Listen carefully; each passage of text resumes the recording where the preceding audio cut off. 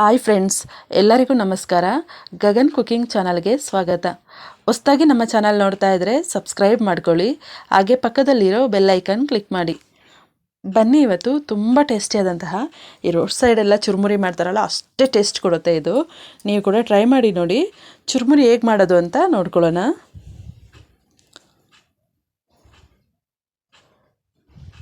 ಇದಕ್ಕೆ ನಾನಿಲ್ಲಿ 2 ಲೀಟ್ರ್ ಆಗೋಷ್ಟು ಪುರಿ ತೊಗೊಂಡಿದ್ದೀನಿ. 2 ಲೀಟ್ರ್ ಪುರಿನ ತೋರಿಸ್ಕೊಡ್ತಾ ಇದ್ದೀನಿ.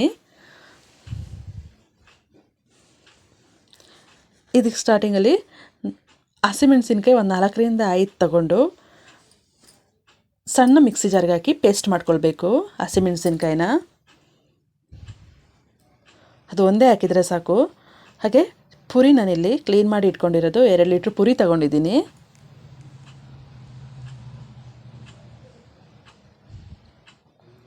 ಹಾಗೆ ಮೆಣಸು ಪೌಡ್ರು ಒಂದು ಅರ್ಧ ಟೀ ಸ್ಪೂನ್ ಆಗೋಷ್ಟು ಮೆಣಸು ಪೌಡ್ರು, ನಿಂಬೆಹಣ್ಣಿನ ರಸ ಒಂದು ನಿಂಬೆಹಣ್ಣು ತೊಗೊಂಡಿದ್ದೀನಿ, ಚಿಕ್ಕದಾಗಿ ಇರೋ ನಿಂಬೆಹಣ್ಣು ಒಂದು ತೊಗೊಂಡಿದ್ದೀನಿ.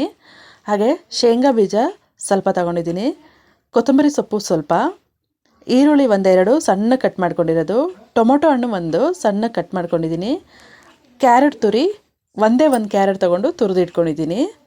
ಜಾಸ್ತಿ ಕ್ಯಾರೆಟ್ ಹಾಕ್ಬಿಡಿ, ಒಂದು ಹಾಕಿ ಸಾಕು 2 ಲೀಟ್ರ್ ಪುರಿಗೆ. ಈಗ ನಾನಿಲ್ಲಿ ಕುಕ್ಕರ್ನ ಕಾಯಕ್ಕೆ ಇಟ್ಕೊಂಡು ಇದನ್ನು ಫಸ್ಟು ಶೇಂಗಾ ಬೀಜನ ಹುರಿದ್ಬಿಟ್ಟು ಒಂದು ಪ್ಲೇಟಿಗೆ ತೆಗೆದಿಟ್ಕೊಳ್ತಾ ಇದ್ದೀನಿ. ಚೆನ್ನಾಗಿ ಸ್ಟವ್ ಹಚ್ಬಿಟ್ಟು 1-2 ಸ್ಪೂನ್ ಎಣ್ಣೆ ಹಾಕ್ಬಿಟ್ಟು ಚೆನ್ನಾಗಿ ಫ್ರೈ ಮಾಡ್ಕೊಳ್ಬೇಕು ಶೇಂಗಾ ಬೀಜನ.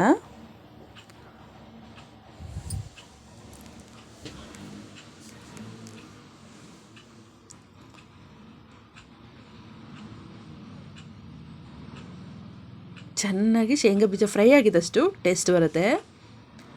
ಗರ್ಗರಿಯಾಗಿ ಇರಬೇಕು, ಅಷ್ಟು ಟೇಸ್ಟ್ ಬರುತ್ತೆ ಅವಾಗ.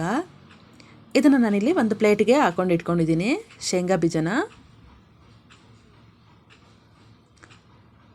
ಈಗ ನಾನು ಸ್ಟವ್ ಆಫ್ ಮಾಡ್ಕೊಳ್ತೀನಿ. ಸ್ಟವ್ ಆಫ್ ಮಾಡಿದ್ದೀನಿ. ಇನ್ನೆಲ್ಲ ಡೈರೆಕ್ಟ್ ಆಗಾಗೆ ಹಸಿನೇ ಹಾಕ್ಕೊಳ್ಬೇಕು, ಸ್ಟವ್ ಹಚ್ಕೊಳ್ಬಾರ್ದು.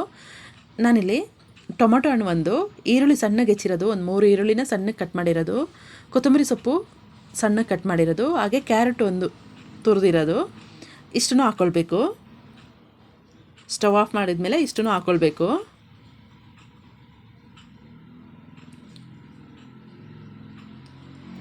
ಅದಕ್ಕೇ ಇಲ್ಲಿ ನಾನು ಮೆಣಸು ಪೌಡ್ರು 1 ಸ್ಪೂನ್ ಹಾಕ್ಕೊಳ್ತಾ ಇದ್ದೀನಿ.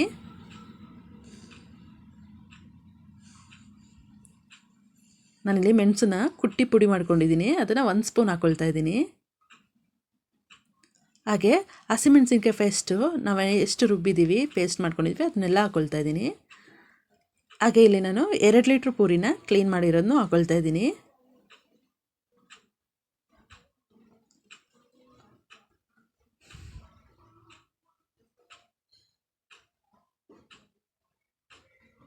ಇದಕ್ಕೆ ನಿಂಬೆ ರಸನೂ ಹಾಕ್ಕೊಳ್ತಾ ಇದ್ದೀನಿ.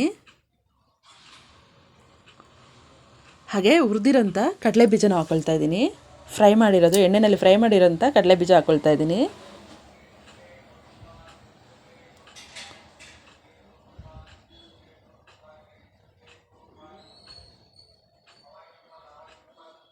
ಹಾಗೆ ರುಚಿಗೆ ತಕ್ಕಷ್ಟು ಸ್ವಲ್ಪ ಉಪ್ಪು ಹಾಕ್ಕೊಳ್ಬೇಕು, ಯಾಕೆಂದರೆ ಪುರಿನಲ್ಲಿ ಉಪ್ಪಿರೋದ್ರಿಂದ ಸ್ವಲ್ಪ ಮೀಡಿಯಮ್ ಆಗಿ ನೋಡ್ಕೊಂಡು ಉಪ್ಪು ಹಾಕ್ಕೊಂಡ್ರೆ ಸಾಕು. ಒಂದು 1/4 ಟೀ ಸ್ಪೂನ್ ಆಗೋಷ್ಟು ಉಪ್ಪು ಹಾಕ್ಕೊಂಡಿದ್ದೀನಿ. ಈಗ ಇದೆಲ್ಲ ಚೆನ್ನಾಗಿ ಈ ರೀತಿ ಮಿಕ್ಸ್ ಮಾಡಿದರೆ, ಸ್ವಲ್ಪ ಮಿಕ್ಸ್ ಮಾಡಿದ್ಮೇಲಿಂದ ಅರಿಶಿನ ಪುಡಿ 1/4 ಟೀ ಸ್ಪೂನ್ ಆಗೋಷ್ಟು ಹಾಕ್ಕೊಳ್ತಾ ಇದ್ದೀನಿ. ಅರಿಶಿನ ಪುಡಿ ಹಾಕ್ಬಿಟ್ಟು ಅದನ್ನು ಚೆನ್ನಾಗಿ ಮಿಕ್ಸ್ ಮಾಡ್ಕೊಳ್ಬೇಕು ಚುರುಮುರಿನ.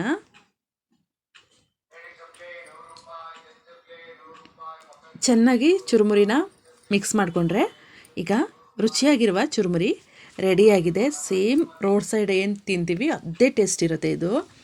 ನೀವು ಕೂಡ ಈ ವಿಡಿಯೋ ನೋಡಿದ ಮೇಲೆ ಟ್ರೈ ಮಾಡಿ ನೋಡಿ, ತುಂಬ ಟೇಸ್ಟಿಯಾಗಿರುತ್ತೆ. ಇದು ಕಾಫಿ ಟೀ ಜೊತೆಗೆಲ್ಲ ಸೂಪರ್ ಕಾಂಬಿನೇಷನ್ ಇದು. ಫ್ರೆಂಡ್ಸ್, ಈ ರೆಸಿಪಿ ನಿಮಗೆ ಇಷ್ಟ ಆಯ್ತಂದರೆ ಪ್ಲೀಸ್ ಕಮೆಂಟ್ ಮಾಡಿ, ಲೈಕ್ ಕೊಟ್ಟು ಶೇರ್ ಮಾಡಿ. ಹಾಗೆ ಗಗನ್ ಕುಕಿಂಗ್ ಚಾನಲ್ಗೆ ಸಬ್ಸ್ಕ್ರೈಬ್ ಆಗಿ. ಈ ವಿಡಿಯೋ ನೋಡಿದ್ದಕ್ಕೆ ಎಲ್ಲರಿಗೂ ಧನ್ಯವಾದಗಳು. Thank you friends.